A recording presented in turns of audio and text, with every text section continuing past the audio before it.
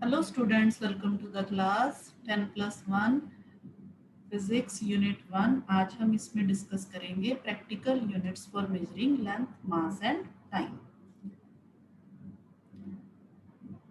तो सबसे पहले लेंथ की बात करते हैं। लेंथ में आपने स्केल के साथ बहुत बार मेजरमेंट की होगी। तो स्केल जो है वो हमें डायरेक्ट मेथड देता है for the measurement of length. अगर हम मीटर स्केल की बात करें तो मीटर स्केल में हम 10⁻³ मीटर तक जो है वो मेजर कर सकते हैं। स्केल में क्या होता है, हमारे पास सेंटीमीटर, मिलीमीटर, ये जो लाइंस बनी होती हैं उसमें हम मिलीमीटर तक जो है वो उसको हम मेजर कर सकते हैं। इसी तरह से अगर हम वर्नियर कैलिपर्स की बात करें, वर्नियर कैलिपर्स, तो यहाँ इससे हम 10⁻⁻⁴ मीटर तक मेजर कर सकते हैं। इसी तरह से स्क्रू गेज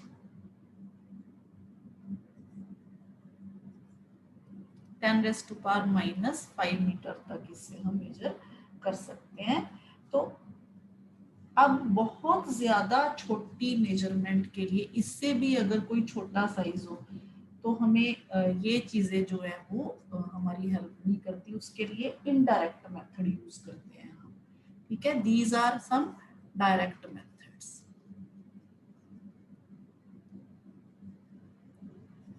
तो लेंथ डायरेक्ट और इनडायरेक्ट दो तरह से मेजर कर सकते हैं।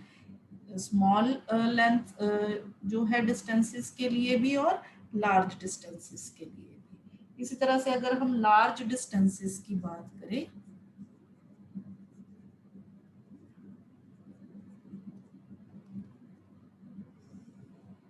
तो लार्ज डिस्टेंसेस में इनडायरेक्ट मेथड्स यूज होते हैं। और इनडायरेक्ट मेथड, जिस तरह से मेथड इनडायरेक्ट यूज होते हैं तो जो लेंथ के यूनिट्स हैं वो भी चेंज हो जाते हैं। तो अब हम इन्हीं कुछ यूनिट्स के बारे में डिस्कस करेंगे। तो सबसे पहले लेंथ में देखिए, what is light year. Light year क्या है? Distance travelled by light in 1 year in vacuum, it is equal to 9.46 into 10⁻15 metre. Light year में it is distance, actually it is distance. तो distance is velocity into time. तो यहाँ पे हम velocity जो है वो लाइट की वेलोसिटी यूज करेंगे। तो हम यहाँ पे इसको c इंटू टी अगर लिखें तो c is 3 into 10⁻8 metre per second. और टाइम को हम 1 ईयर को हम सेकेंड में कन्वर्ट करेंगे। तो 1 ईयर को अगर हम सेकेंड में कन्वर्ट करते हैं, हमें पता है 1 ईयर में हमारे पास 365 डेज होते हैं। तो अगर हम अप्रोक्सीमेटली 365, वैसे 365.25, ठीक है, इंटू हर दिन में 24 आवर, ठीक है, हर आवर में 60 मिनट और हर मिनट में 60 सेकेंड। तो इस तरह से ये वैल्यू आ गई हमारे पास 9.46 इंटू 10⁻15 मीटर।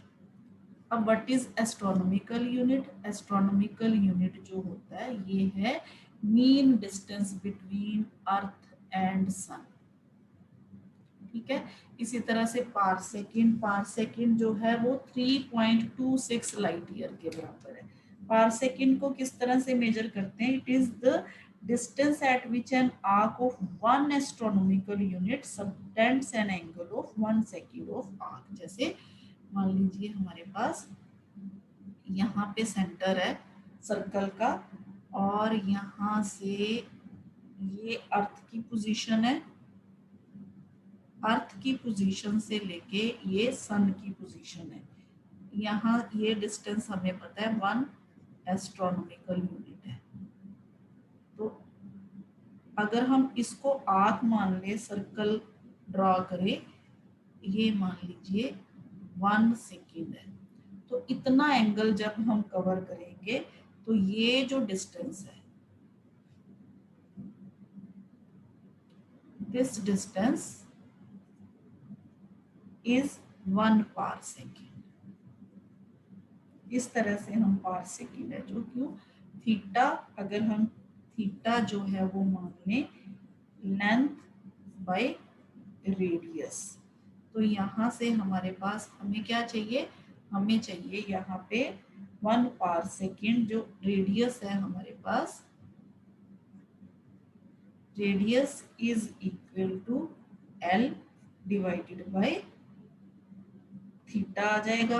अब लेंथ कितनी है हमारे पास आर्क की, 1 एस्ट्रोनॉमिकल यूनिट, तो यहाँ पे 1 एस्ट्रोनॉमिकल यूनिट और यहाँ पे 1 सेकेंड की वैल्यू हम रेडियन में कन्वर्ट करेंगे तो हमारे पास वैल्यू आ जाएगी 3.08 इंटू 10⁻16 मीटर। तो दिस इज पार सेकेंड। इसके अलावा नॉटिकल माइल और सी माइल जो कि 6020 फीट के बराबर, माइक्रोन 10⁻⁻6, एंगस्ट्रॉम 10⁻⁻15 मीटर, 10⁻⁻10 मीटर, ये यहाँ पे रॉन्ग है, 10⁻⁻10 मीटर।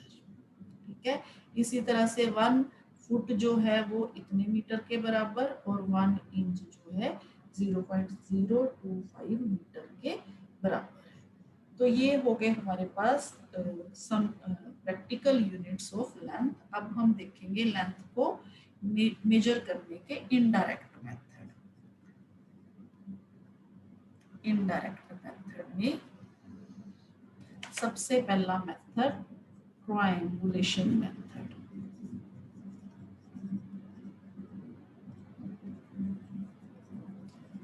जैसे आप इस डायग्राम में देख रहे हो, मान लीजिए हमने इस ट्री की हाइट पता करनी है, ठीक है, तो इसके लिए हम ट्रायंगुलेशन मेथड यूज करेंगे। किस तरह से, मान लीजिए ये ट्री की पोजीशन जो है हम यहाँ सी पॉइंट से ऑब्जर्व कर रहे हैं, इसको यहाँ से हम ऑब्जर्व कर रहे हैं ट्री को, और हमारी जो पोजीशन है यहाँ से एक्स है, यानी कि यहाँ पे इनडायरेक्ट मेथड में ट्रायंगुलेशन मेथड, और ट्रायंगुलेशन मेथड में ये जो मेथड है ये है triangulation method for the height of an accessible object. इसमें असेसिबल ऑब्जेक्ट दो तरह से इसको हम यूज करेंगे, एक असेसिबल और एक इनअसेसिबल। तो यहाँ पे सिंपल हमारे पास अगर हम एंगल ऑफ एलिवेशन पता करें यहाँ से पॉइंट सी से टिप ऑफ द ट्री तक, तो एंगल ऑफ एलिवेशन जो है, एंगल ऑफ एलिवेशन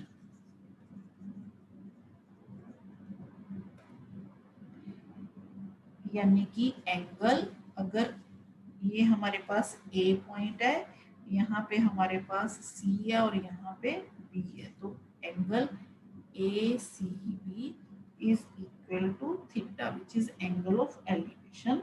अब राइट एंगल हमारे पास यहाँ राइट एंगल ट्रायंगल बन रही है, यहाँ पे ये देखिए, यहाँ से इस तरह से ट्रायंगल ए सी बी, इस ट्रायंगल से हमारे पास टेंजेंट थीटा जो है वो है हाइट डिवाइडेड बाय एक्स, यानी कि परपेंडिकुलर डिवाइडेड बाय बेस। तो यहाँ से h की वैल्यू फाइंड आउट करने के लिए हम x इंटू टेंजेंट थीटा, अब x हमें पता है, ठीक है, तो knowing the distance x the height h can B determined. ये हो गया first method which is indirect method, triangulation method हम इसको बोलते हैं। इसी तरह से एक और मेथड है, वो है triangulation method for the height of an inaccessible object. यहाँ पे हमारे पास इनअसेसिबल ऑब्जेक्ट,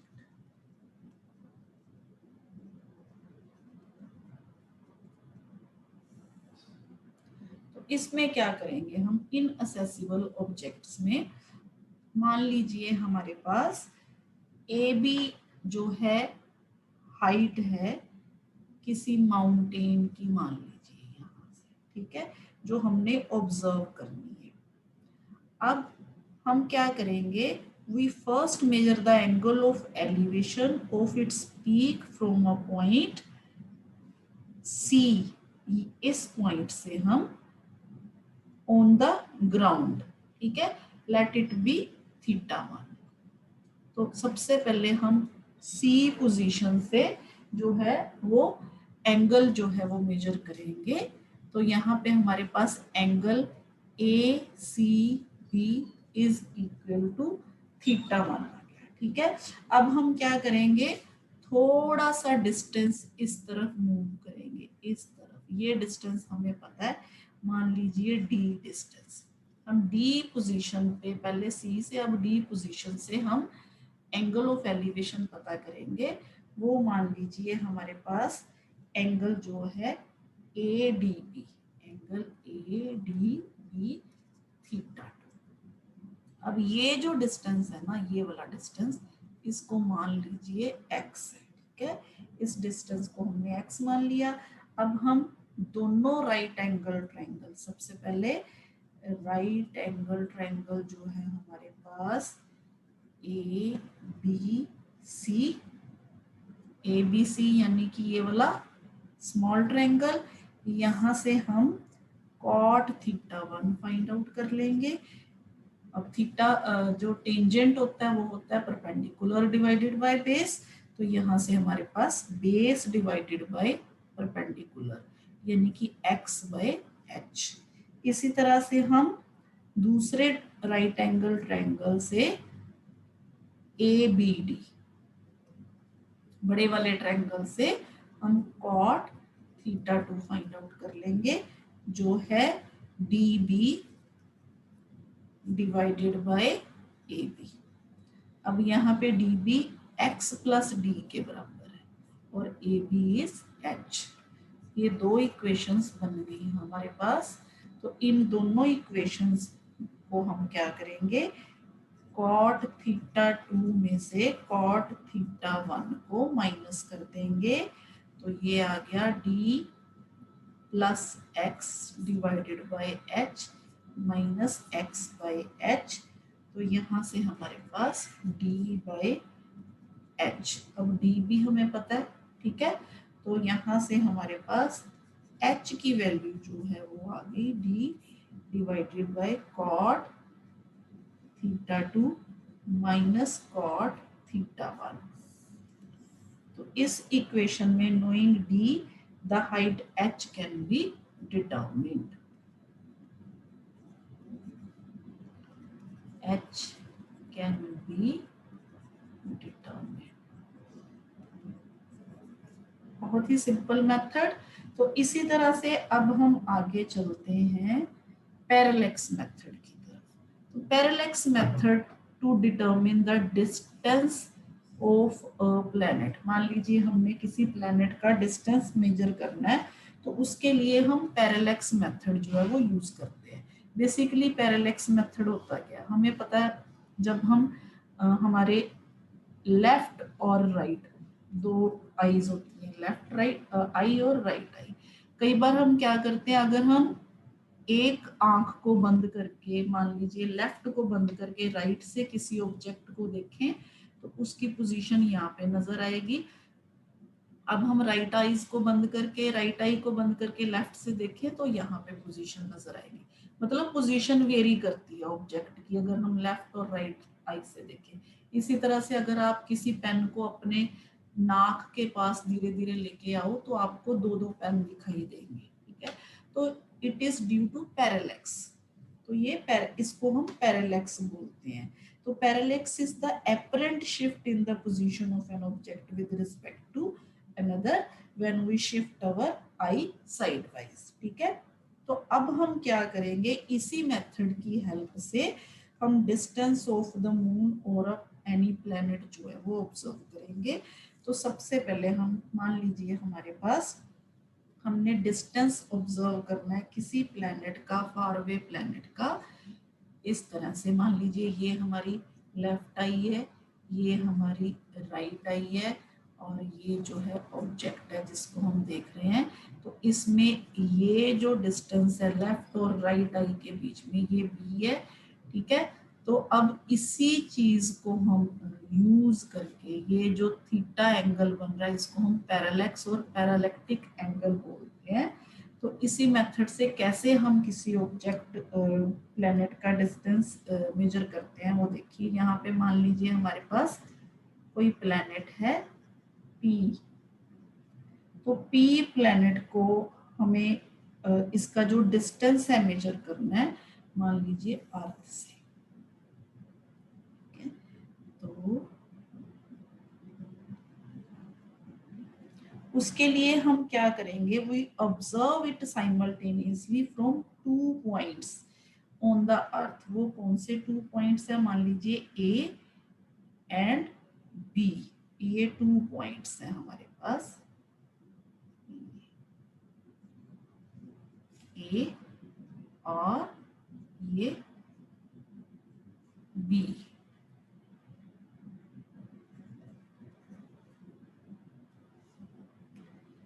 तो इन दोनों पॉइंट्स के बीच में A B is equal to small B. जो डिस्टेंस है इन दोनों पॉइंट्स के बीच में इस तरह से स्मॉल बी है, ठीक है। तो अब हम क्या करेंगे, हम कोई ऐसा स्टार या स्टार जो है वो सिलेक्ट करेंगे whose position and direction can be taken approximately same from A and B। मान लीजिए वो स्टार यहाँ पे है, कोई स्टार, इसको हम एस डैश मान लेते हैं, ठीक है। तो अब अगर हम इस स्टार को ए पॉइंट से ऑब्जर्व करते हैं तो ये जो एंगल है मान लीजिए ये φ1 है, जो इस पोजीशन इस पी पॉइंट के साथ बन रहा है। Angle P A S dash is equal to φ1, ठीक है, जो हमने ए पॉइंट से ऑब्जर्व किया। इसी तरह से हम बी पॉइंट से मान लीजिए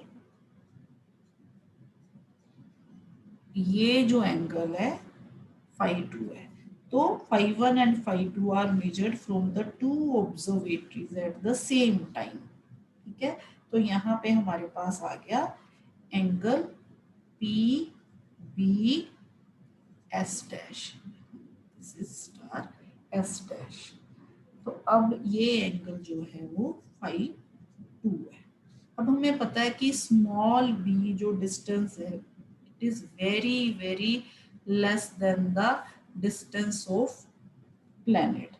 तो we can take A B as an arc of, जब ये वाली कंडीशन आ गई तो हम ए बी को मान सकते हैं आर्क, जिसका एक किसी सर्कल की आर्क जिसका रेडियस जो है वो एस है, यानी कि जो डिस्टेंस हमने मेजर करना है, ये डिस्टेंस हमने ये, ठीक है।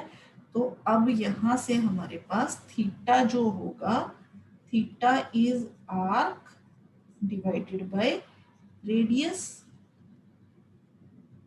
अब आर्क जो है वो स्मॉल बी और रेडियस जो है वो ये रेडियस हो गया सर्कल का, तो this is radius of a circle. यहाँ से हम एस की वैल्यू जो है वो B divided by theta find out कर सकते हैं। अब थीटा यहाँ पे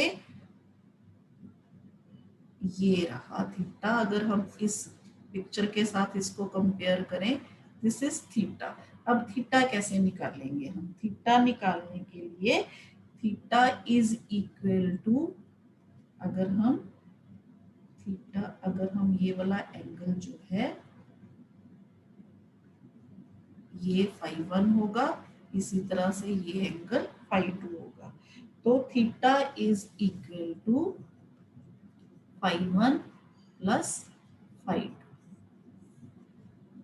ये पैरालेक्टिक एंगल और पैरालेक्स इसको हम बोल देते हैं। तो इस तरह से हम किसी भी प्लेनेट जो है उसका जो डिस्टेंस है यूजिंग पैरालेक्स मेथड जो है वो हम यूज जो है वो कर सकते हैं। तो अगेन इसके बाद आ गया व्हाट इज रिफ्लेक्शन मेथड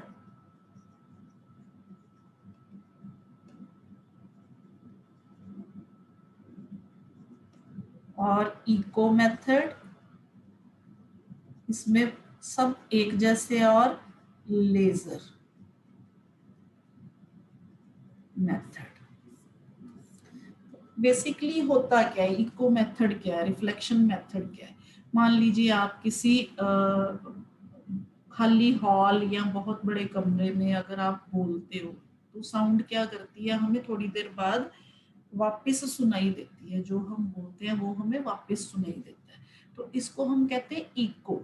तो बेसिकली क्या होता है, जैसे मान लीजिए यहाँ से साउंड चली, साउंड जाके इस ऑब्जेक्ट पे जाके जो है वो टकराती है, और टकराने के बाद इस डायरेक्शन में जाने के बाद बैक जो है वो इस डायरेक्शन में रिफ्लेक्ट होके ऑब्जेक्ट से बैक आ जाती है। तो ये यही साउंड जो है वो हमें दोबारा दोबारा जो है वो सुनाई देती है। तो इसको हम क्या कहते हैं, इको मेथड कहते हैं। तो इस मेथड से हम किसी भी, मान लीजिए डिस्टेंस ऑफ अ हिल हमें पता करना है, तो इस मेथड से हम वो पता कर सकते हैं। मान लीजिए हमने गन को फायर किया टूवर्ड्स द हिल, तो अब हम time interval between the instant of firing the gun and the instant of hearing the eco of the gun shot जो है वो उसको नोट कर लेंगे। ठीक है, मान लीजिए टी टाइम जो है वो साउंड के इधर जाने में और इधर जाने में टी टाइम जो है वो हमने नोट किया। अब स्पीड जो है साउंड की वो मान लीजिए v है साउंड की स्पीड। तो डिस्टेंस जो है यहाँ पे s डिस्टेंस इस तरफ और s डिस्टेंस इस तरफ, s जाने में और s वापस आने में, यानी कि 2s डिस्टेंस कवर किया, velocity into time, distance is velocity into time, तो s is velocity into time by 2। इस तरह से हम किसी भी दूर जो हिल या ऑब्स्टेकल है उसका डिस्टेंस जो है वो पता कर सकते हैं इस टेक्निक से। इसी तरह से लेजर टेक्निक, लेजर टेक्निक भी इसी इसी मेथड पे काम करती है। Laser means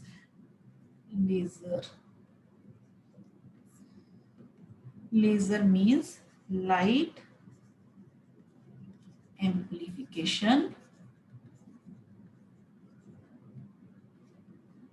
by stimulated emission of radiation. ये आपको 1 मार्क में क्वेश्चन जो है वो पूछा जा सकता है। तो इसी तरह से अब नेक्स्ट जो है वो radar method. Radar,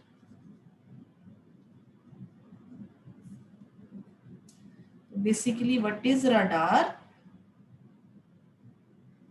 radar stands for radio detection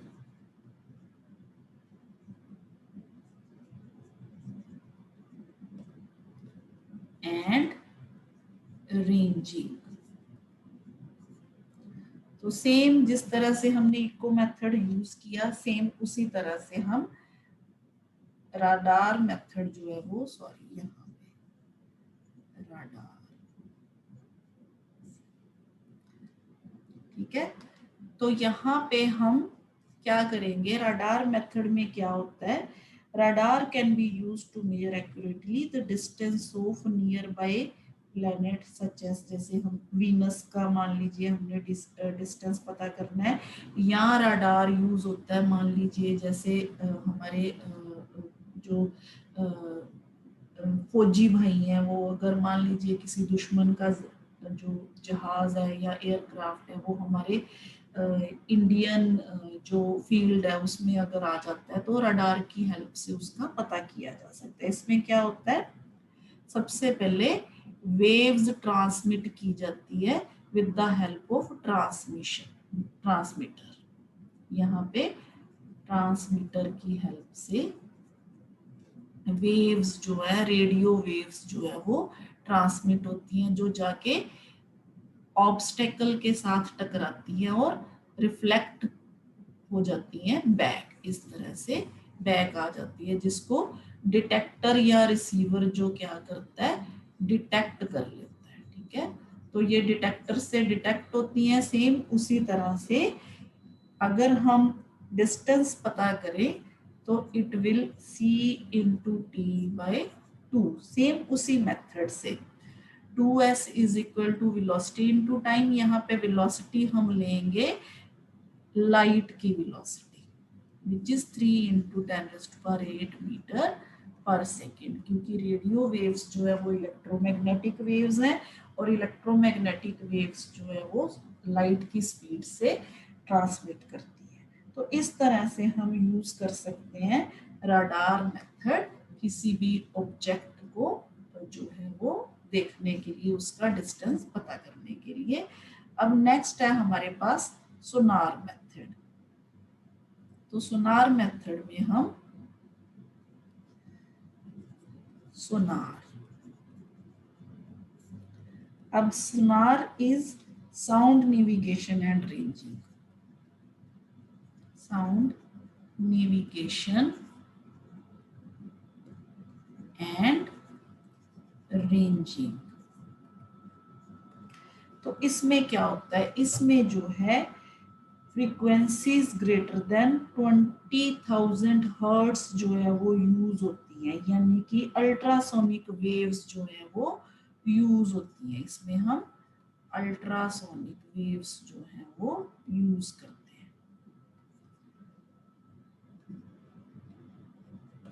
मान लीजिए कोई जैसे ओशन में नीचे कोई जहाज या कोई सबमरीन, किसी हमने पता करना है, उसका डिस्टेंस पता करना है, तो इसमें क्या करते हैं, इसमें यहाँ पे एक ट्रांसमीटर, ट्रांसमीटर से सेम इसी तरह से इंसिडेंट वेव जो है वो नीचे जाती है। अगर यहाँ पे कोई ऑब्जेक्ट हुआ तो वो उससे टकरा के या सी बेड से टकरा के जो है वो वापिस जो है वो आती हैं, और यहाँ पे डिटेक्टर जो है वो इसको क्या करता है, डिटेक्ट करता है।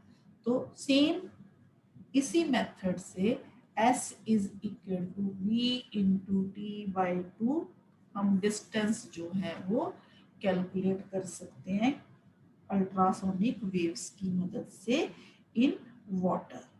तो यहाँ पे टाइम अगेन वही जो जाने में और आने में लगा, ठीक है, और डिस्टेंस जो है वो मान लीजिए कोई सबमर्ज्ड रॉक है और या सबमरीन है, उसका डिस्टेंस यहाँ पे एस जो है वो हम कैलकुलेट कर सकते हैं। तो ये हो गया हमारे पास मेथड जिससे हम बहुत लार्ज डिस्टेंसेस जो है वो हम मेजर कर सकते हैं। इसी तरह से हम स्मॉल डिस्टेंसेस के लिए, बहुत स्मॉल डिस्टेंसेस के लिए जो यूज करते हैं वो है एटॉमिक मास। जो अगर हम यूज करें स्मॉल डिस्टेंसेस के लिए, जैसे मान लीजिए हमें रेडियस पता करना है किसी ऑब्जेक्ट का स्मॉल डिस्टेंसेस के लिए, तो हम क्या करेंगे, एवोगैड्रोस नंबर जो है वो यूज करते हैं स्मॉल डिस्टेंसेस मेजर करने के लिए। एटॉमिक रेडियस अगर मान लीजिए हमने डिस्टेंस, एटॉमिक रेडियस, तो ये आ गया स्मॉल डिस्टेंसेस में। तो इसमें हम क्या करेंगे, एवोगैड्रोस नंबर है जो वो यूज करेंगे। अगर मान लीजिए V is the volume occupied by the molecule in 1 gram of substance, तो हमें पता है कि एवोगैड्रोस हाइपोथेसिस हमें ये कहता है, मान लीजिए नंबर ऑफ एटम्स इन 1 ग्राम, मान लीजिए हमारे पास m मॉलिक्यूलर मास है किसी सब्सटेंस का, ठीक है, और m ग्राम्स ऑफ सब्सटेंस अगर n नंबर जो है वो कंटेन करता है, तो number of atom in 1 gram, number of atom in 1 ग्राम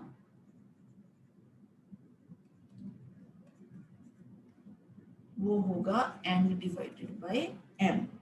तो अब अगर स्मॉल r मान लीजिए रेडियस है ईच एटम का, तो वॉल्यूम जो होगा ईच एटम का वॉल्यूम 1 ग्राम जो हमारे पास 4/3 πr³ होता है। अगर इतने ग्राम का वॉल्यूम अगर हम देखें, volume of atoms in 1 gram, atoms in 1 ग्राम, तो वो कितना हो जाएगा, इतने से मल्टीप्लाई कर देंगे, n/m, capital M into 4/3 πr³। इस तरह से हम मान लीजिए कैपिटल V जो है be the actual volume occupied by molecules in 1 gram of the substance। तो एवोगैड्रोस हाइपोथेसिस हमें क्या कहता है, Avogadro hypothesis n/m/4/3 πr³ is equal to 2/3 into volume, क्योंकि according to Avogadro's hypothesis the actual volume occupied by the atoms in 1 gram of a substance is 2/3 of the volume of 1 gram of the substance।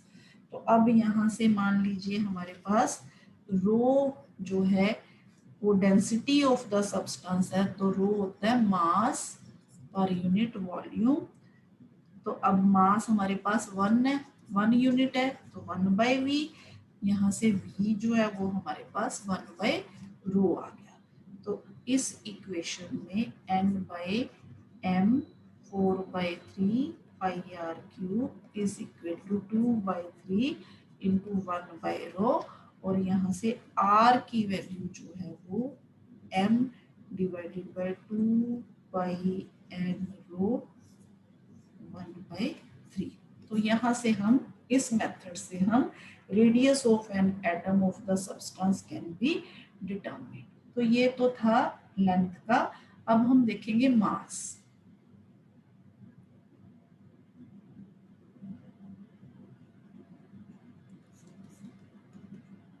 तो मास क्या है, basically mass is the quantity of matter contained in a body. ये हमने पहले भी किया कि ऐसे यूनिट जो है वो मास के हमने किलोग्राम किए, ठीक है, किलोग्राम, ग्राम, ये किलोग्राम और ग्राम जो है छोटे यूनिट्स हैं। अब मास और वेट में क्या फर्क है, वेट जो है वो force with which a body is pulled towards the centre of the earth, उसको हम कहते हैं weight. Actually weight is W is equal to mg। तो weight of a body is the force with which a body is pulled towards the centre of the earth. अगर मान लीजिए मास जो है किसी बॉडी का m है और g is acceleration due to gravity, then W is equal to small mg। और वेट के जो यूनिट है वो हम बेसिकली यूज करते हैं न्यूटन या dyne for CGS, newton MKS में और डाइन CGS में। तो ये हो गए यूनिट ऑफ वेट। अब मास ऑफ और वेट में क्या फर्क है, मास जो है वो स्केलर है और वेट जो है वो वेक्टर क्वांटिटी है, ठीक है। अब मास जो है वो जीरो नहीं हो सकता किसी ऑब्जेक्ट का, लेकिन वेट जो है वो जीरो हो सकता है at the centre of the earth, ठीक है। इसी तरह से mass is the measure of inertia and weight is the measure of gravity.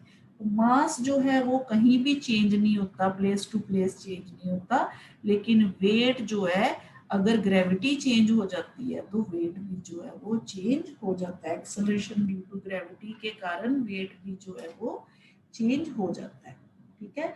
अब हम मास में अगर हम बात करें तो दो तरह से मास होते हैं, एक होता है इनर्शियल मास और एक होता है हमारे पास ग्रेविटेशनल मास। तो इनर्शियल मास में when a body is in translational motion under the effect of an external force, inertial mass।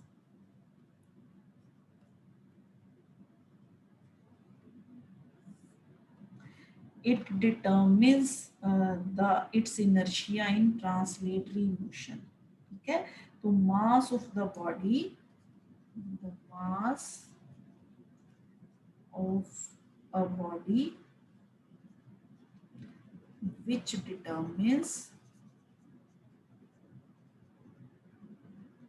its inertia in translatory motion.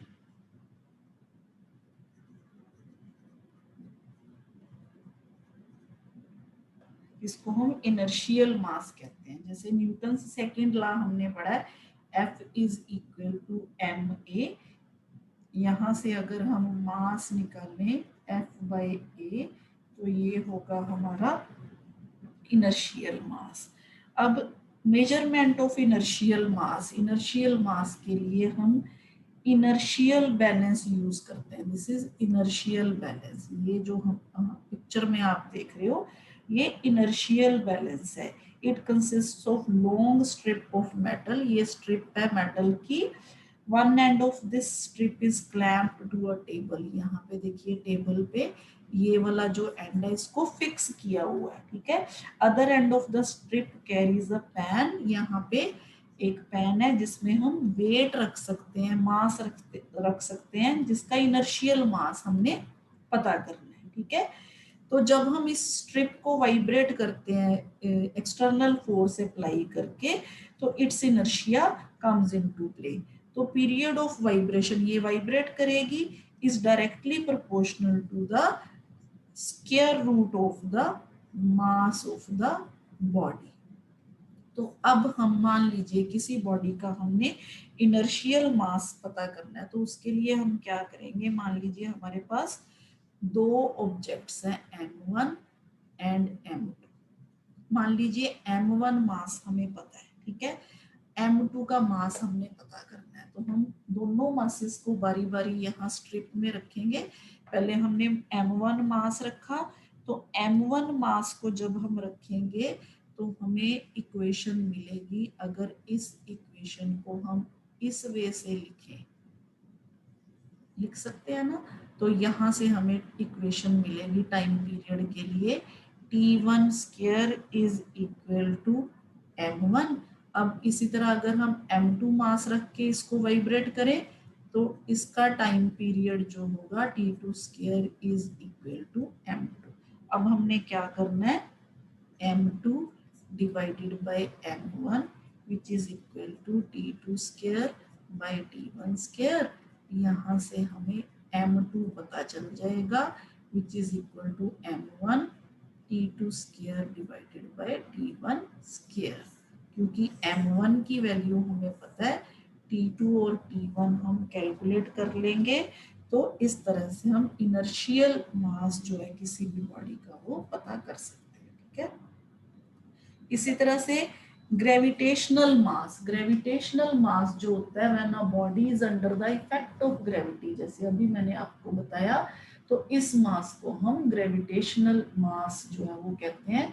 Gravitational mass of a body is measured by making use of physical balance. Simple balance जो आप देखते हो ना shopkeepers के पास, physical balance, इससे हम जो है ग्रेविटेशनल मास जो है वो मेजर कर सकते हैं। अब ये तो हो गया मास। अब इसके बाद हमारे पास आ गया टाइम के बारे में। मास के अगर आप यूनिट्स देखो, तो डिफरेंट यूनिट्स अगर आप मास के इस टेबल में देखो, तो ये रहे मास के different units. Quintal, metric ton, atomic mass unit which is smallest unit of मास।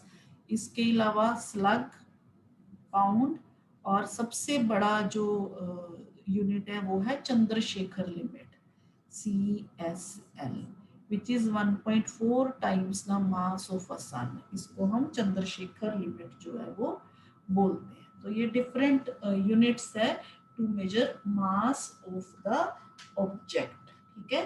तो इसके अलावा हमारे पास अब टाइम की बात करेंगे। टाइम में solar day which is 86400 second, 1 year, 1 lunar month, 27.3 solar days, फिर उसके बाद ट्रॉपिकल ईयर, उसके बाद लीप ईयर।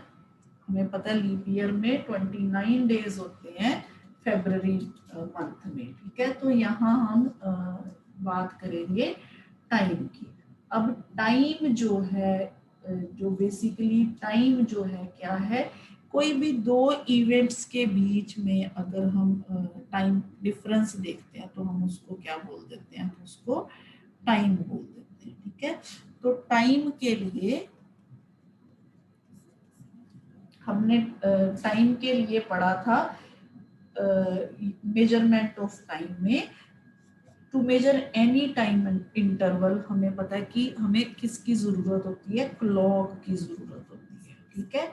तो we know now use an atomic standard of time which is based on the periodic vibrations produced in a caesium atom. हमने पढ़ा था कि सीजियम एटम जो है उसकी वाइब्रेशंस के साथ हम रिलेट करते हैं किसको, सेकंड को। This is the basis of the cesium clock, sometimes called atomic clock, used in the national standards, ठीक है। तो in the cesium atomic clock, the second is taken as the time needed for, हमने पढ़ा था 9192631770 vibrations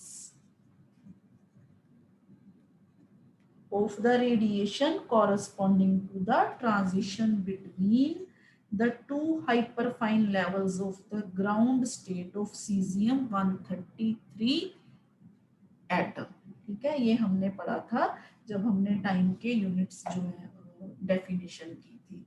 तो इस तरह से हम जो vibrations of the caesium atom regulate the rate of this caesium atomic clock just as the vibrations of a balance wheel regulate an ordinary wristwatch, or the vibrations of a small quartz crystal regulate a quartz wristwatch। जैसे आप wristwatch बांधते हो तो उसमें क्या होता है, जो सुइयां घूमती हैं जिससे हमें टाइम जो है वो, जैसे 1 मिनट, 1 सेकेंड, 1 आवर, उसमें सुइयों के घूमने के हिसाब से जो हमें टाइम मिलता है। तो इसी तरह इसमें वाइब्रेशंस के हिसाब से जो है वो हमें टाइम मिलता है। तो caesium clock is accurate to measure time. सबसे ज्यादा एक्यूरेसी जो वो हम मानते हैं सीजियम क्लॉक की मानते हैं, ठीक है। तो इसके अलावा जो है सिंपल क्लॉक्स जो हम यूज करते हैं टाइम मापने के लिए। तो टाइम के लिए अगर हम यूनिट्स देखें तो सबसे मेन जो है यूनिट वो है सेकंड। तो सेकंड हम बेसिकली यूज करते हैं। इसी तरह से अगर आप लाइफ स्पैन अगर देखो ऑफ मोस्ट अनस्टेबल पार्टिकल, तो वो होता है, अगर हम सेकंड में देखें 10⁻⁻24 सेकंड, अगर हम range and order of time interval की बात करें। इसी तरह से period of x rays 10⁻⁻19 second. अगर हम बात करें age of universe, age of universe ये हमने डिस्कस किया था 10⁻17 सेकेंड्स के बराबर, ठीक है। इसी तरह से अगर हम आंख झपकते हैं, विंक ऑफ आई, तो ये होता है 10⁻⁻1 सेकेंड, ठीक है। इसी तरह से life time of N excited state of an atom अगर हम बात करें वो 10⁻⁻8 है। तो ये तो थे डिफरेंट यूनिट्स जो हमने यूज किए to measure length, mass and time. तो आई थिंक आज के लिए इतना ही। Thank you.